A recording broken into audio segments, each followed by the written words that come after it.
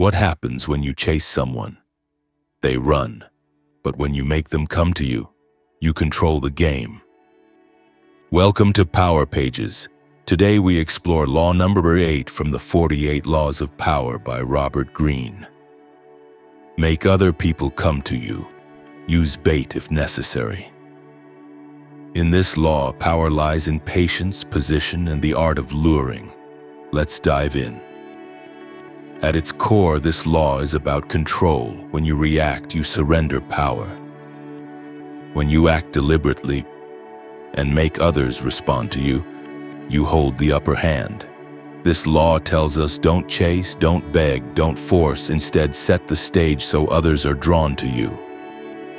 And if they're not moving, use bait. Just like a spider spins its web and waits.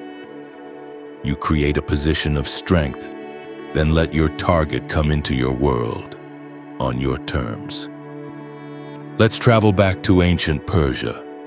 The Greek soldier and philosopher Xenophon was leading 10,000 Greek mercenaries through hostile territory. They were deep behind enemy lines, far from home and surrounded. Instead of rushing into traps or chasing the enemy, Xenophon used a clever strategy. He created camps on high ground. He blocked paths. He controlled access to food and water. He made the enemy come to him. And when they did, they were tired, desperate, and vulnerable. This turned the balance of power. He didn't chase victory, he attracted it. This law isn't just for war, it applies to everyday life. Think of a job interview. If you desperately chase the company, bombard them with emails, and beg for a position, you seem weak. But if they reach out to you because of your strong portfolio, your reputation, or your personal brand, who's in control now? Same in dating. Chasing often leads to rejection. But when you work on yourself, become interesting, magnetic, mysterious, people gravitate toward you. And in sales, the best salespeople don't beg customers to buy. They create desire. They make the customer feel like they need them. Let's break this down into actionable steps. Step 1. Create value. You need to offer something others want. It could be status, expertise, access, or opportunity. Without value, there's no bait. Step 2. Be visible but unavailable. Let people see your value, but don't make it too easy to access. Scarcity increases attraction. Step 3. Set the trap. This doesn't mean something evil. It means crafting situations where people need you more than you need them. An example? Letting someone think an opportunity is slipping away, unless they act. Step 4. Let them move first. When they come to you, negotiate from strength. You're no longer the pursuer, you're the prize. One of the strongest tools in this law is silence. When someone expects a response and you give none, it creates tension. They begin to wonder. They start chasing. Sometimes saying nothing is more powerful than any argument. Silence makes them come to you, asking questions, making offers, wanting clarity. It's the ultimate bait. Now let's talk about bait.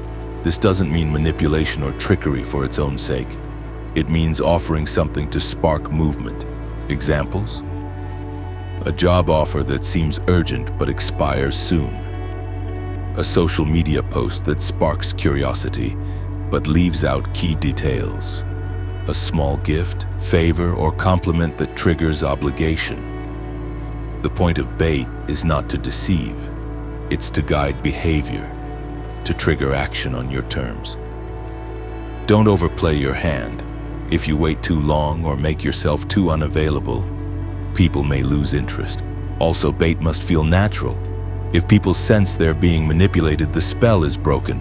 This law is about subtlety. You're not a magician forcing people's hands.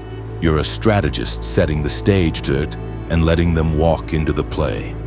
Chasing feels instinctive, but in the world of power, chasing is weakness. Leaders don't run, they build, they wait, and they let others come to them. So the next time you feel the urge to chase approval, attention, or opportunity, pause. Ask yourself, Can I flip the script? Can I create something they want so badly that they pursue me? This is the essence of law number 8.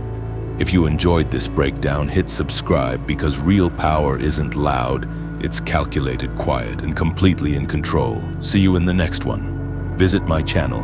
I have many more interesting videos.